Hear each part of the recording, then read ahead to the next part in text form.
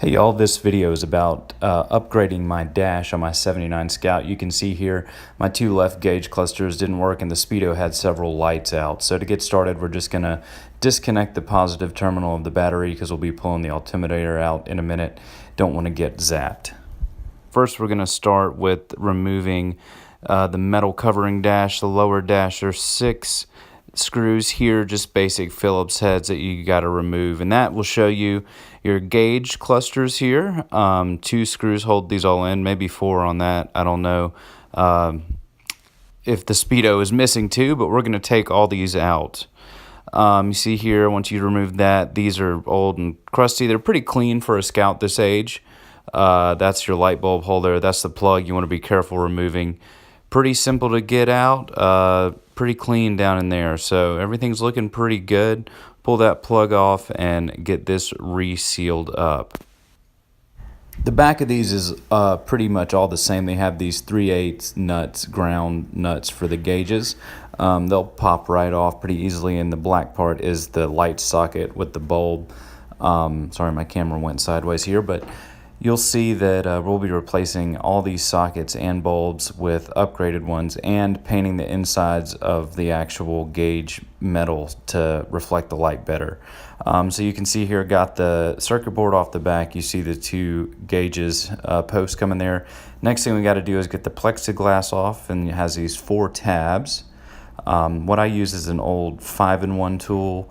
Works really well. Just kind of wedge it in there, work it up a little bit, and those release very easily to pull that plexiglass out, and then pull that the metal cover off as well that's in front of the actual gauges, telling you what each one is reading. And here you can see the gauges themselves held together with electrical tape in there.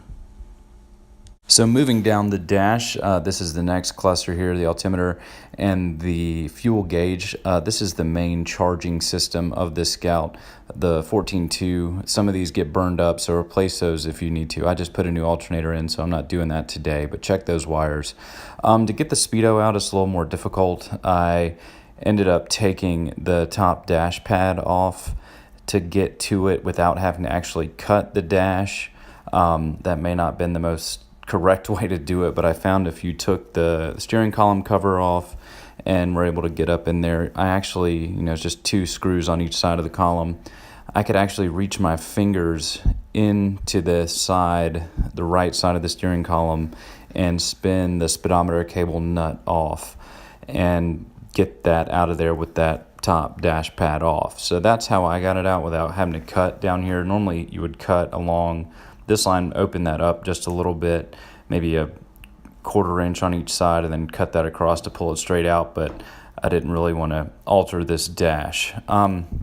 Next thing we did is prep and paint a flat white inside all of these instead of the blue. That's so we can have better reflection with the new bulbs that we're going to put in there. So prep those and paint them. Back inside, this is painting the actual needles. I'm just using Tester's model paint here in fluorescent orange and a Q-tip. Works really well, looks really good. So that's a simple upgrade to use.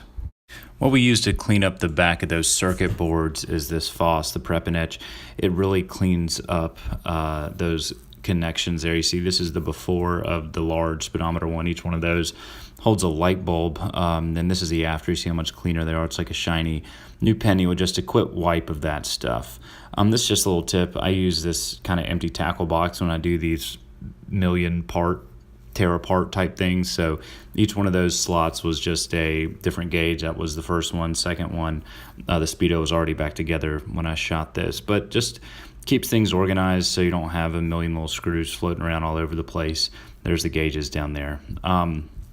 This is the plexiglass was a little bit scuffed up, so I used just some I think it's just rubbing compound from Turtle Wax, and hit that with a microfiber cloth on each side of the speedo. The speedo was pretty hazy. The other 2 actually looked really good.